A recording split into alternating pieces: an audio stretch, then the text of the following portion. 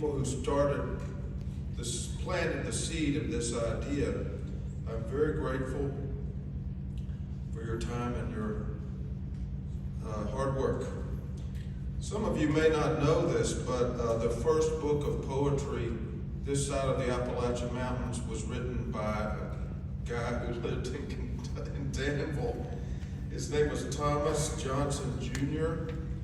And as far as I can tell, this is a facsimile. This was first published in 1785. And he was known as one of the two drunken poets from Danville. Apparently he was quite proud of that. So I'm going to read you one of his little poems on Danville. This is 1786 or so. On Danville, accursed Danville, vile, detested spot, where knaves inhabit and where fools resort. Thy roguish cunning and thy deep design would shame a Blackbeard or an Algerine. Oh, may that fatal day be ever cursed, when by blind error led I entered first, to spend my substance and to spoil my name, to lose my senses and to blast my fame. When thoughts like these my indignation swell, I curse all Danville and her rum to hell.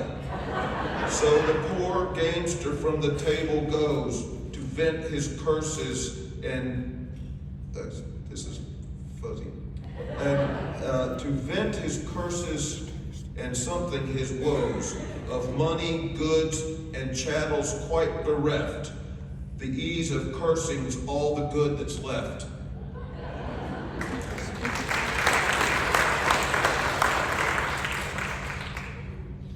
As Heather said, I wasn't in the Danville High band, but I stuck it out through bait. And Mr. Gravely would keep time with the bass drum. And when somebody was not getting their notes, he had the baton. Way out, horse collar.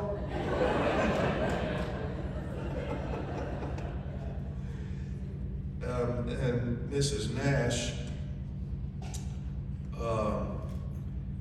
taught us in 6th grade square dancing. And I've never forgotten it.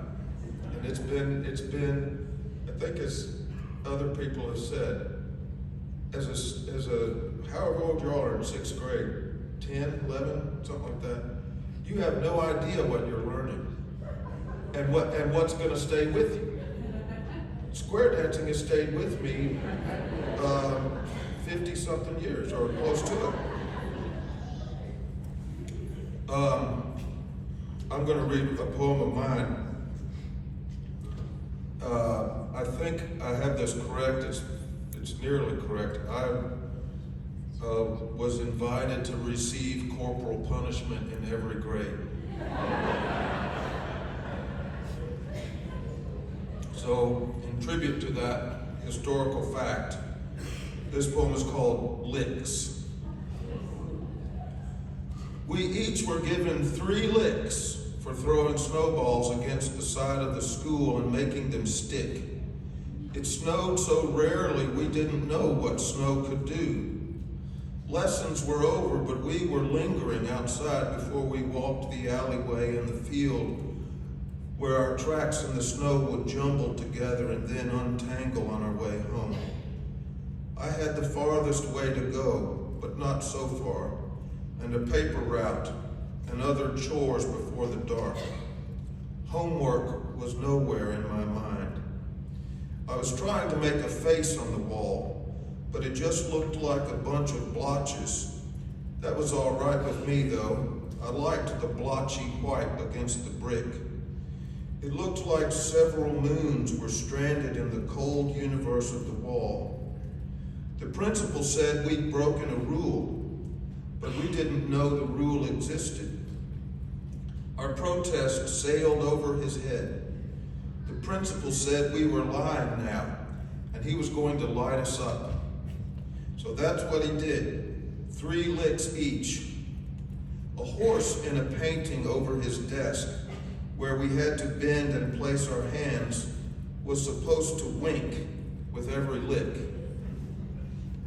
Whipping a boy with a wooden paddle doesn't always change his mind about the universe or snow.